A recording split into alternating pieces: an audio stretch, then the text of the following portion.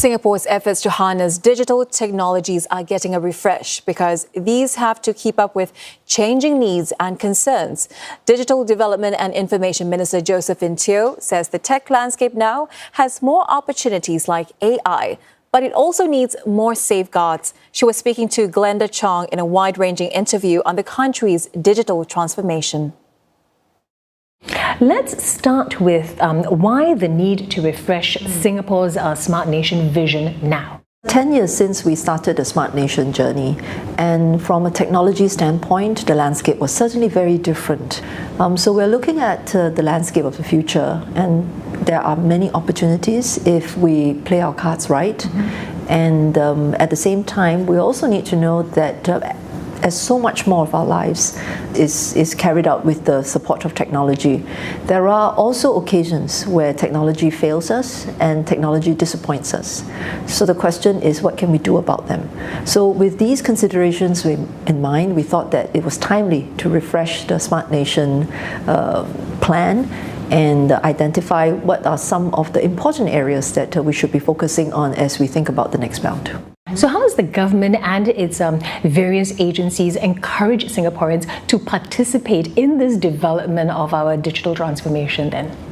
I think at the outset, people are not comfortable with the idea that, if they have to be forced to learn to use digital tools or to up their level of competence, their proficiency in using digital technologies. So the idea is not to make it seem as though there are no other options. And that's why we say that in many things we want to be digital first, but not digital only. So speaking of this tool and speaking of how seniors and everyone uses this tool, there's always that fear of online harms as well. On the one hand it's good, but on the other hand, we also know that these things can happen. How, or rather, what were some of the lessons that Singapore learned from other countries about these online harms, and how has that shaped the thought process behind Singapore's new agency on this then? So many of my colleagues are struggling with this. For example, how people experience scams when they interact online. There are also occasions where people find themselves on the receiving end of cyberbullying, or in the case of women in particular, sometimes they are victims of intimate image abuse. We have a law that deals with harms such as criminal activities that are being carried out online. But when it comes to protecting the individual who are victims of online harms, we see the opportunity to do better. Already there is a legal avenue for victims to seek redress. But the idea of going through the court process, the expense and the time that is required, I think this is something that weighs heavily on people. So we are thinking that a law is needed in order to deal with individual harms that are experienced due to all these online content that perpetrators may have inflicted upon their victims. Okay, you mentioned earlier that there's more that can be done. So are there plans for the agencies to tackle more types of online harm in the future? Yes, I think for a start we're looking at cyberbullying and intimate image abuse. The reason why we have settled on these two for a start is because if you look at the feedback that we get from users who go online, these two types of harms are the most prevalent ones.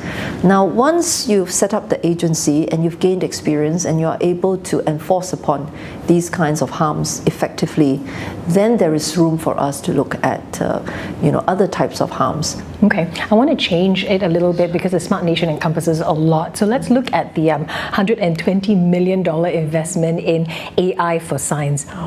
What do you hope to achieve from this? It's really interesting that since we launched the National AI Strategy 2.0, there have been so many enthusiastic users of AI to improve company processes, and also to do a better job of customer service.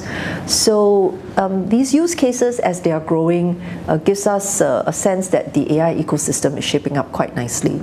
So at the company levels, there are many organizations that are looking at setting up centers of excellence. But we also think that there is an opportunity for the research community to benefit from AI advances. Right, so besides researchers, we also have the educators. Yes, of course. So could you share more of the aim of the Fellowship for Educators, and how does it actually link with the existing professional learning opportunities that are available today? You know, when we were looking at how we could equip the next generation of Singaporeans, younger Singaporeans, for this digital future, especially one where AI-enabled tools will be so much a part of their working lives, we identified, you know, that at the heart of the education system are really our teachers and the people who plan the curriculum. That's why we decided to pull together all the resources to strengthen support for the educators. So how will this be structured then? So now, think of it this way. On a day-to-day basis, my colleagues and I in MDDI, in IMDA, in Cybersecurity Agency of Singapore, we have the opportunity to interact with people who are developing technology at the cutting edge. Right. We want to recreate part of this experience for our educators.